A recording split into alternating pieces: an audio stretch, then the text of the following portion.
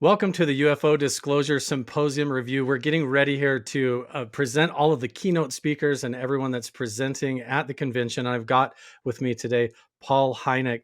Paul, welcome. I'm so excited to talk to you and to talk about what you're bringing to the symposium, what you're excited about, and all of the research that you've done. So tell everybody a little bit about yourself and what you're going to be bringing to the symposium this year.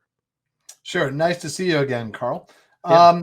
So I'm really excited about the symposium.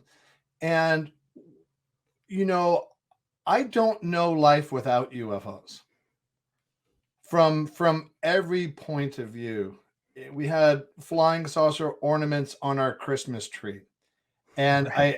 it's part of the fabric of my life. And I've been at times active and less actively involved. And I'm very much engaged in the phenomena right now. One of the things that I want to bring to the symposium is called a framework that I'm developing now, a protocol, as it were, for experiencers, not just with aliens, but in all kinds of different avenues, whether it's plant medicine or lucid dreams or ghosts, for people who feel that they have repeated multiple encounters with entities, to try to create a science friendly protocol to demonstrate to a mainstream scientific world that these experiences, which many of us feel are not only real but hyper real, are actually real in an objective sense. It's a tall order, I know, Carl, because Yeah. the needle of mainstream science does not easily move. But I know a lot of mainstream scientists, and I think if we come at it like my father did, who applied a scientific classification method to UFO reports, I think we can bring scientists along kicking and screaming if we sort of work up a bespoke, Mm. curated protocol for those who are willing to engage in conversations with these intelligences in a specific way. Beautifully put. And those are some big shoes to fill because a lot of people may not realize that your father was actually J. Allen Hynek from Project Blue Book. And so you've been involved, like you said, with it growing up in your life. And you said all since your childhood around Christmas with it on the Christmas tree with ornaments that looked like UFOs and everything. So this is something that's been a part of your entire upbringing. And is this something that you've noticed then? Like there just isn't really an adequate way to approach the topic or to appropriately make contact with the subject, so to speak? Yeah, in my father's day, they were flying saucers.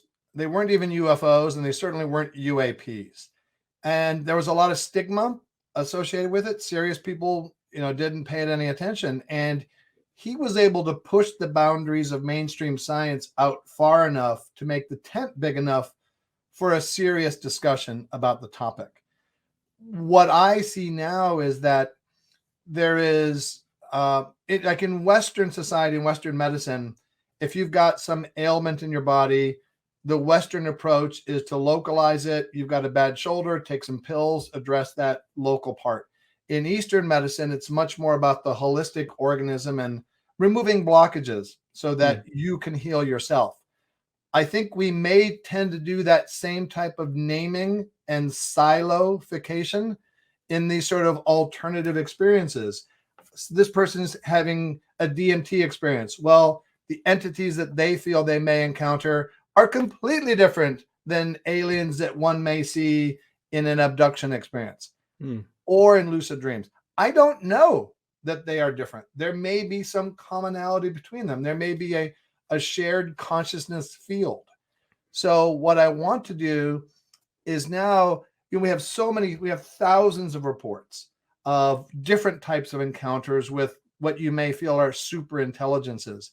But the information we get back is either things like Earthlings, be careful, you're going to destroy the Earth, It could be personal messages about somebody in your family, etc.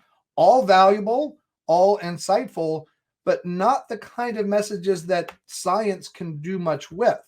Right. So I'd like to sort of, standing on my father's shoulders, apply a scientific classification to the communications inside the reports and see if we can't make some kind of structure that might help the folks that are doing these experiences who are interested.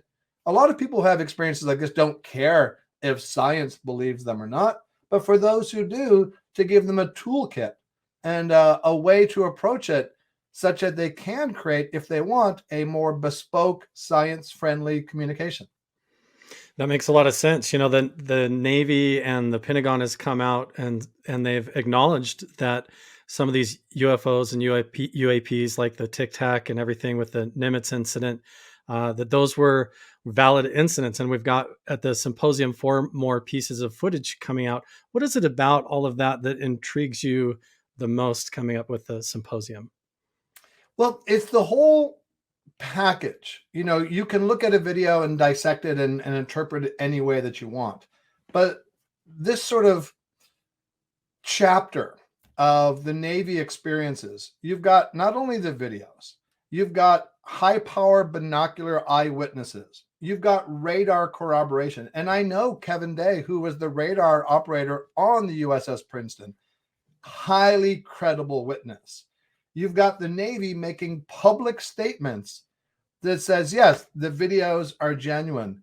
We see hundreds of these between 2014 and 2015, almost daily sightings in the air, in the water, to the extent that the United States Navy said, we're afraid for the safety of our aviators. Mm. That's a remarkably different public posture than that of the Air Force in my father's day, which was basically nothing to see here, folks. We got this, go home. Right. It seems like they either don't want anybody to look at the issue or they want to deal with it all from a military perspective.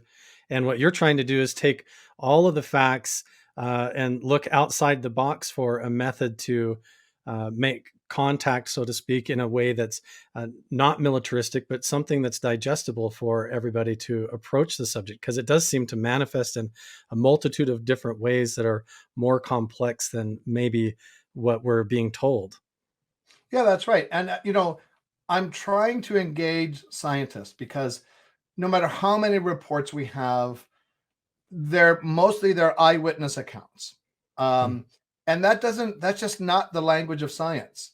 So when I have debates recently with Michael Shermer and others, I talk about the weight of the data, the accumulated weight of thousands of cases that have been investigated and remain unexplained, or the Navy saying, yes, we see these, or the Pentagon saying, we have concerns about national security.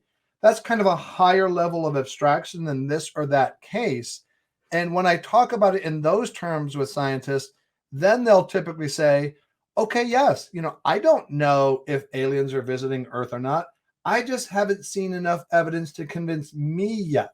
So that's why I want to take that next step hand in hand with the scientists in consultation with them to say, what kind of communications would be intriguing to you? What kind of unanswerable questions, like factoring a prime number, would coming back from one of these conversations be of interest to you?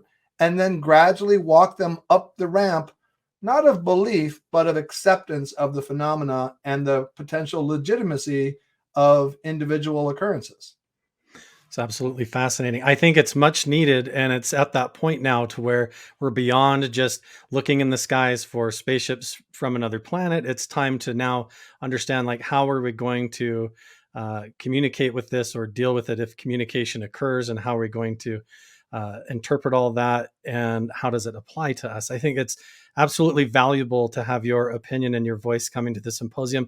We have a whole bunch of other highly credible people from Mhm. Avi Loeb, Jim Segala, Travis Taylor, everybody coming. It's going to be really exciting to see there. What would you say you're the most interested in coming to the convention, Paul? Blind Frog Ranch. I'm a blind frogger now. Are you? Me too.